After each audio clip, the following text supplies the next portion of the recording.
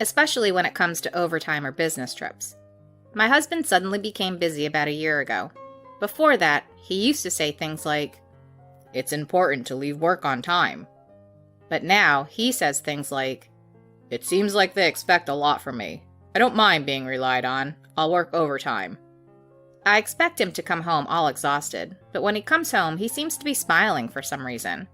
When I criticize him about it, he answers, "Oh man, it feels good to be relied on." I can't understand that feeling, but overtime can't be that enjoyable. There's something suspicious about him, not just because of that. He used to never go on business trips, but he has already gone on about 5 trips in the past year. He tells me where he's going, but he doesn't give me the details. "Don't worry, I'm just going to the next state." He tries not to let me delve too deeply into it. What I'm worried about isn't that, though. By the way, my husband also gets excited on the eve of his business trips. When I asked him why he was looking forward to his trip, even though it was business, he said, "What? No, I'm not looking forward to it." But he had the biggest smile on his face, even though he denied it. He doesn't seem to realize that he's bad at keeping secrets. I know my husband is hiding something, but that doesn't mean I'm going to investigate anything. Well, he'd probably end up accidentally telling me something himself. And since I'm a housewife, there's not much I can do even if I wanted him investigated. For now, I don't plan on asking anyone. Things will get messy if he finds out that I'm suspicious of him. I'm just sitting back and seeing how the whole thing unfolds. I don't know what will happen, but I definitely think my husband is guilty. Maybe evidence will come out from somewhere. I'll keep my eyes peeled while pretending to act normally. At first, I was just confused about many things, but with so much overtime and business trips, our relationship gradually started to suffer, and I'm getting angry that I'm being taken granted for. So I don't think I feel sad anymore. Instead, I feel angry and wonder what I should do when I find out my husband's true nature. My prediction was frighteningly accurate. I didn't confirm it or find evidence in my husband's pocket or anything. The cheating was exposed unexpectedly when he came home on time. He entered the living room with a happy face. "You're home early today." "Yeah, I got off work on time." "Isn't this the first time this week you've left on time?" "Actually, there's something I want to tell you, so I came home early." "Something you want to tell me?" I had no idea what my smiling husband was going to say, but as soon as I heard his next words, I was stunned. "My new girlfriend is pregnant, so I want a divorce." What? That was the only thing I could say. I didn't know what he meant exactly, but at this point, I knew for sure that he was cheating. Moreover, his mistress was pregnant. I was at a loss for words. "It's no wonder you're surprised, but I'm serious about her. That's why I decided to have you divorce me as soon as I found out she was pregnant." He seemed not to understand what he was saying. He began to reveal his affair with great joy, and I was confused. I turned to my husband, who was talking excitedly, and said, "Oh, so you were cheating after all. Well, I kind of figured it out." "Oh, you knew? You're smart like that. But if you were ignoring it, that means your love for me had cooled off too, right? We no longer have feelings for each other, so let's get divorced for the sake of the baby that's coming." My husband said that and proudly handed me the divorce papers. I took them with a smile and tore them up into pieces. At that moment, his smile disappeared, and he looked at me in utter surprise. "Huh? Wait, why did you tear it up? I only have that one copy." "Oh, so your partner is pregnant, huh? That's tough." "Right?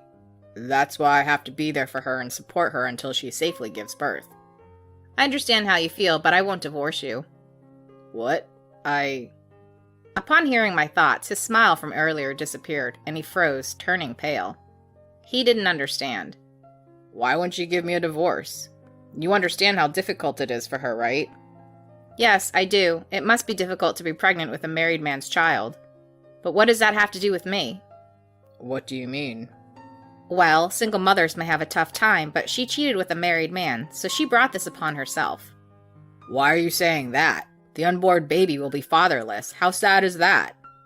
My husband blamed and criticized me, but I responded, "I do feel bad for the baby. He or she will suffer because of your affair." And as I said that, my husband's face turned even paler. "No, Are you serious about not getting a divorce? Being together in this situation just makes everyone miserable. I know, but I won't divorce you. After all, what's in it for me by divorcing you? The cheaters will be happy and I'll just continue to be a victim. No thanks. I'm sorry for cheating. No need to lie. You were so happy with overtime and business trips, it was obvious you were cheating. But I let you do whatever you wanted for moments like this to teach you a lesson. I never planned on getting a divorce in the first place. Cheating or not, we're still married. You're kidding me. My husband was holding his head in his hands as I spoke. I wasn't going crazy from shock or anything. I just wanted to torment my cheating husband and play the part of a scary woman. I won't cry or anything, but I'll make the cheater suffer and regret it to the end. I won't just give up and cry myself to sleep. Our conversation ended there, and I haven't thought about what to do next yet, but I'm sure my husband will take some sort of action again. After our initial conversation, my husband asked me for a divorce several times, but I refused each time. Then he finally brought his mistress home one day. He didn't give me any notice, so I was surprised. Excuse us. She entered the living room with a pale face. She must have been really nervous. Oh, hi. I was also feeling flustered, and we awkwardly exchanged greetings. My husband was also nervous, like his mistress. Sorry for bringing her here suddenly, but I thought we needed to talk with all three of us. You won't seem to listen to me. Can we settle this today? He approached me with that kind of conversation. After thinking for a bit, I said, all right. But it was an answer after hearing his story. That's how I responded. The three of us then sat on the dining chairs and started discussing things with my husband in front of me and his girlfriend next to him. First, my husband spoke up. This is Ellie, my partner as we talked about, and as I mentioned, she is pregnant with my child. Hello, I'm Ellie. Sorry for intruding into your today. Hi. Well, it's not just the house you intruded, but anyway. I gave them a blow with my words, and they both looked pale. I thought I had to say what I had to say. It felt wrong to hold back.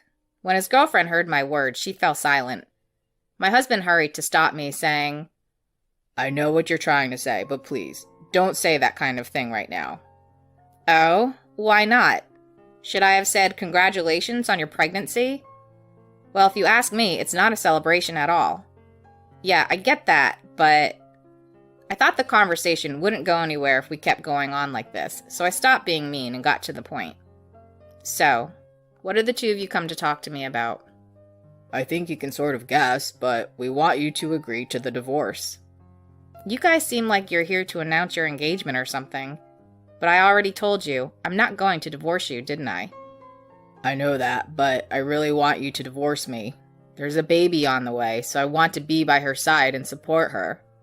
But you can support her even if you don't get a divorce, you know. Huh?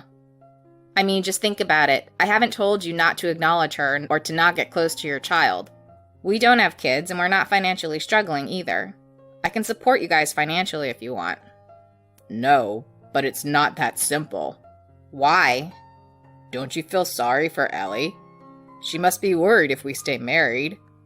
Well, it's my obligation to consider her feelings? I don't think so. That may be true, but if something were to happen to her... So, should we separate then? I don't mind you not being at home. When I said that, my husband seemed to get angry and raised his voice. If it's okay for me not to be in this house, then why won't you divorce me? You're just trying to get back at me, aren't you? You don't love me anymore, right? Well, duh. After such a terrible betrayal, of course I don't love you anymore. And to answer your question about whether I'm just trying to get back at you or not, the answer is yes. After doing something so terrible, why do I have to agree to a divorce so easily? Why do you think you deserve to be happy after doing such a horrible thing to me? When I said that coldly, Ellie interjected. I'm really sorry. It's my fault for falling in love with a married man. I didn't mean for this to happen. Says a pregnant woman who got involved in an affair. I find that hard to believe. Of course, falling in love is not your fault, but there's an order to things, right? Once it turns into cheating, you're just as despicable. I didn't hold back my words, even to her. She started tearing up. Actually, it wasn't easy for me to say such harsh words. There was still some hatred in me for being betrayed by my husband, and that's why I deliberately used harsh words. Of course, I don't regret it. I just wanted them to fully realize how despicable they were. When I pushed her away, my husband resorted to his last option. I understand why you can't forgive me. I did something terrible. I only thought about myself and wanted to divorce quickly to start a new life. But it's not that simple. I'm sorry for completely ignoring your feelings, Lillian. He said that and started to really apologize. She saw that and also started apologizing. I'm really sorry too. Please divorce him. The baby needs a good father. Ellie, do you really understand what's going on here? He isn't a good father to begin with. He cheated while being married and got his mistress pregnant. He's the lowest of the low. To top it off, he smiled and told me who had been with him until now. Just him being the father of that child is quite dangerous. Are you really sure you're okay with that? Well... You probably think you'll be okay, but I thought the same thing at first. But in the end, I was cheated on. And now he's apologizing and asking me for a divorce. We don't have any children together, so the divorce is just our problem. But what will you do if this happens after the child is born? I don't know. See? I think you should think carefully about it and before getting together with him. I finally agreed to the divorce after saying this. Or rather, I had planned to divorce from the beginning and just wanted to decide when the timing was right. For now, I'll sign the divorce papers. However, I'll also be requesting both property division and compensation. Of course, from both of you. That's a little worrying for the future. I don't know how much it will cost to raise a child. That's not my problem. If you can't do that, I won't divorce you. Okay, I'll pay. I don't have any money either. If you don't, then make some or borrow some. I don't care if you have to ask your parents or friends to help you pay. It's too convenient to do something like this and then only care about protecting yourself. When both of you are ready for compensation, please let me know and I'll fill out the divorce papers. All right. Yes, ma'am. After saying that, the couple stood up with a look of despair. I led them to the front door and told my husband, it doesn't matter to me whether you come back or not. But for now, maybe you two need to discuss your future plans as a couple. In the meantime, I would pack my bags and go back to my parents' house.